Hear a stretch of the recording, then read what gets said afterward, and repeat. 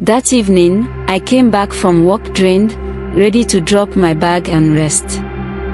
But the moment I opened my front door, I smelled something strange.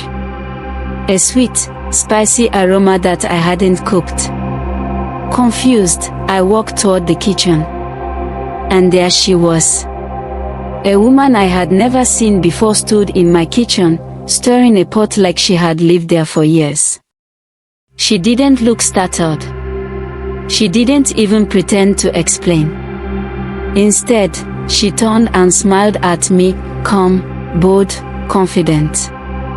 For a second, I thought I had entered the wrong house. I stepped back, checked the number on the door, even glanced at the key in my hand. But no, this was my home. Before I could say a word, my husband walked in. With no shame, no hesitation, he said, "Meet my second wife." The words rang in my ears. Second what? My lips trembled. What did you just say? He pulled her closer like a trophy and repeated, "From today, she will live with us. Respect yourself." My chest tightened. My knees almost gave way.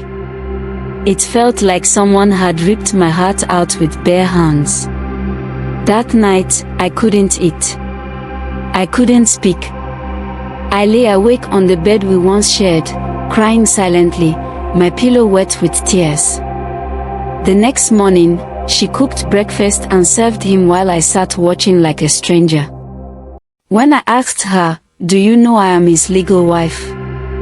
she looked me dead in the eye and said, "Yes. But he chose me too." Her words stabbed me. And my husband? He didn't even flinch. He simply ate his food as if I didn't exist. Days turned into weeks. My husband's love, his laughter, his attention, everything once mine, shifted to her. The house grew colder, emptier, even though it had two women under one roof. I felt invisible, unwanted, broken. One evening, as I walked past the bedroom that used to be ours, I heard them laughing, her laughter mixing with his voice. It was like salt poured on my wounds. I wanted to leave, to run far away from this pain. But something deep inside me whispered, "Don't go yet. Watch. Wait." So I stayed. I began to observe her. I noticed how she was always quick to lock her handbag. I noticed how she avoided calls late at night. She was hiding something. One afternoon, while she was out shopping, I finally opened her bag. What I found nearly stopped my heartbeat. Inside were hospital papers. Pregnancy results. But under father's name, it wasn't my husband. It was another man's. I sat down trembling, clutching the paper like a lifeline. The audacity. The betrayal. She wasn't just here to share my home, she was here to deceive us both. I made copies of the papers and waited. That night, during dinner, I calmly placed the documents on the table. My husband picked them up absent-mindedly. But as he read, his expression shifted. His eyes widened. His jaw dropped. The so-called second wife froze, her spoon midair. Her confident smile disappeared for the first time. I stood tall and said, "You brought shame into this house. Now the truth is on the table. It's what you have served me." My husband slammed the table in anger, but it was too late. The entire compound heard their argument that night.